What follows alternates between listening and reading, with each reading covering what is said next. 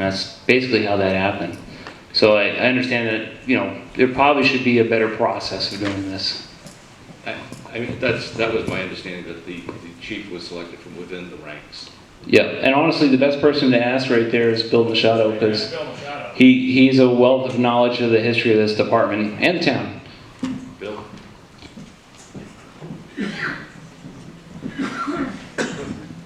Okay, Bill, here's the question. How has it been done?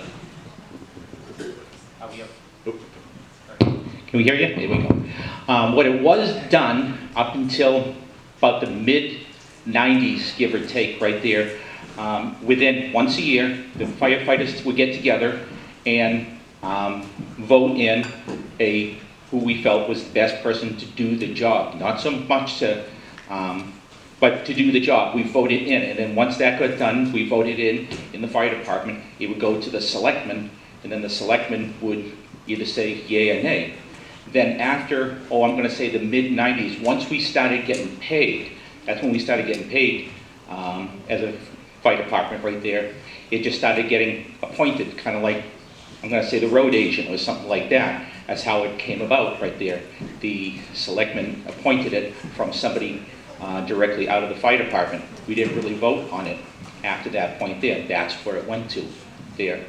Now, on a different point I want to rebuttal about the SOPs that were lost and found and stuff like that. 2 years ago, I was asked by the fire chief at that time to go out and start cleaning out the files. We had fire call sheets, PO numbers that were over 40 years stuffed in the file cabinets and stuff like that. I went through it, started peeling it up, got rid of a lot of stuff. Not quite done, but I'm still working with it right there. One of the things I found 2 years ago when I did that was the SOG, nice thick piece of paper that was done. It was found. I found it. I gave it to the chief at that time, whoever was chief at that time. I gave it to him. He said he was going to look through it and start implementing it right there. That's where I'm going to leave that at right there. Mark's got it now. Now, the big last thing I have to say, everything for the medical, fire, and everything else is fantastic. It would be great if this town could do for it. But how much are we willing to pay for it? Now, I'm going to say requirement, what a fire chief needs to have to become a fire chief. But let's look at the numbers very quickly.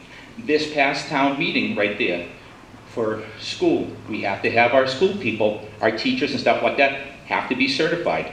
Our budget that got voted in is over $2 million just in that one department. The highway department, they have to be certified there. They have to have CDL license to do that. And they do 40 plus hours a week. That department, $455,000 for the year. Police department, no offense, Joe. Police departments, they're required to have certain certifications to be a police officer.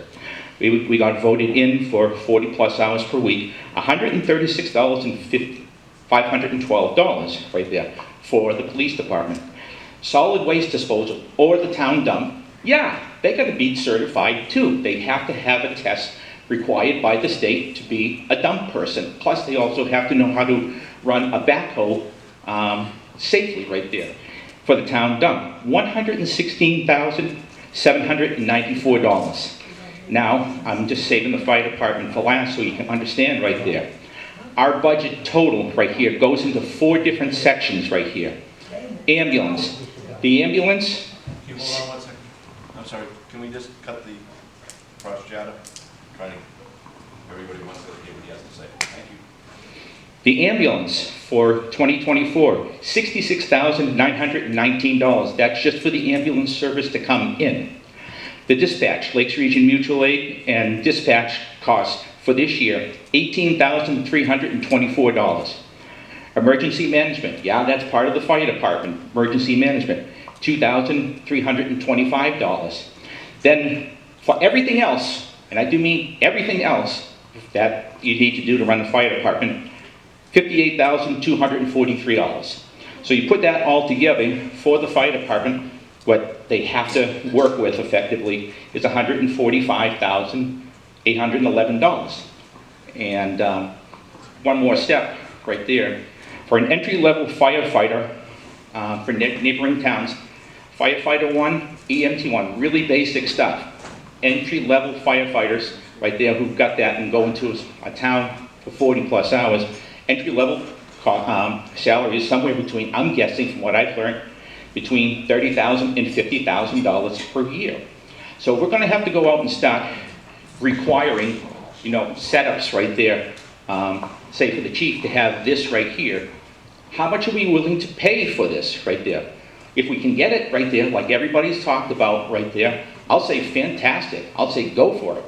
But with just the numbers I've got right here, and yes, I got this as a printout. This is what was voted in this year right there. Those are the numbers I worked with. So if everybody wants to do that, fantastic. But how much are you willing to spend for it? Thank you. So I was asked, it seemed that was misleading people, was quoting an RSA improperly. RSA 154.5.1, the chief fire ward engineer fire chief was appointed rather than elected in any town, village district, precinct, city, or area, shall be appointed for an indefinite period of time or for a definite term as determined by the legislative body. You folks are the legislative body. What do you consider? Yes, not. We're the executive. May I submit something to you? Representing the legislative This body. this is what. Read this. Chris Volkes, Murray Hill Road. Hold on, please. Chris Valitas, Murray Hill Road.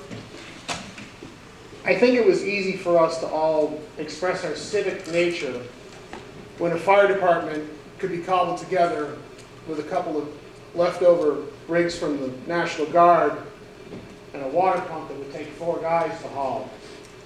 But we're a town of 1,000, and trucks now cost $750,000 to $1 million. I'm starting to wonder if we have the tax base to support that kind of infrastructure. My doubts get even deeper when round after round of Game of Thrones is played in the fire department. And as a fire department member has told me, it's mutiny. I'd like to pull on a thread that the chief from Holiness brought up. It's time to put our Yankiness aside. It's time to enter into a serious discussion with our neighbors to the north. Way back when, we gave up our middle school and our high school in this very building because we knew we didn't have the capacity to fund it anymore. I think Hill is getting at that point, and to avoid future turbulence, at the very least, administrative stuff needs to somehow be contracted through Bristol, if not the entire fire services of Hill. Last thing for context. I can appreciate that people have a desire to be saved. We're in a town of 1,000.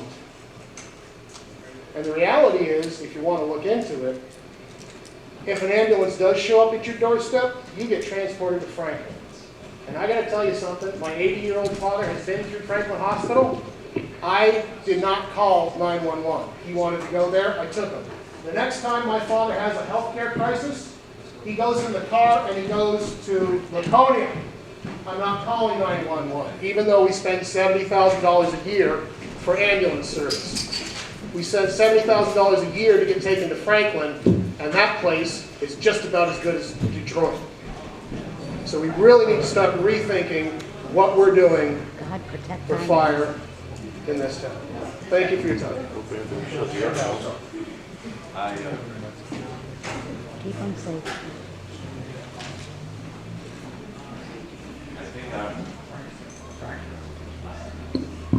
What's that? Oh, hi. Would you like to approach it?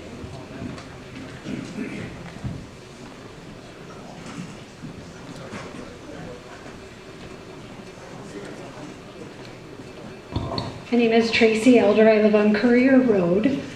I'd say that I'm somewhat neutral because I didn't know any of these things were even going on. I live far back on Courier Road and kind of out of a lot of town things.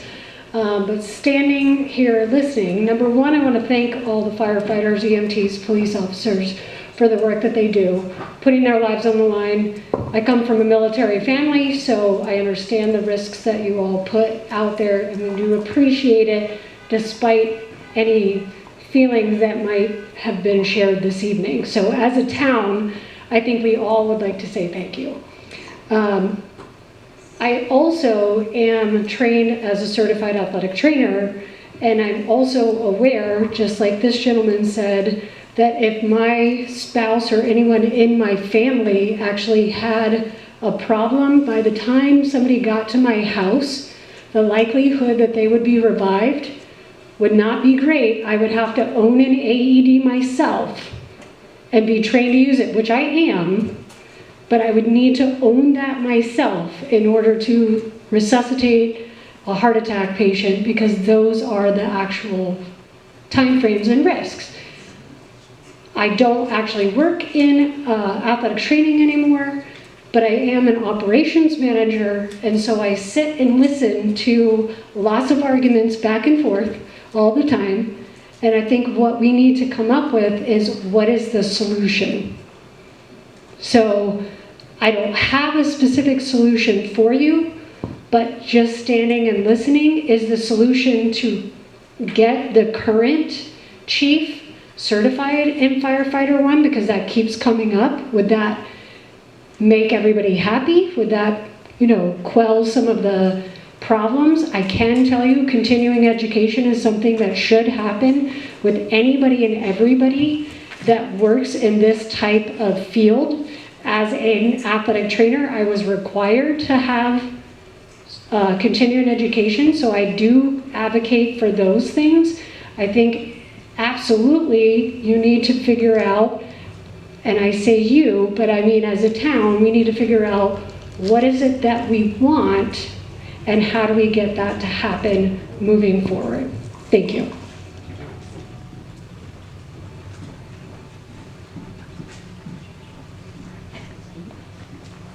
Don?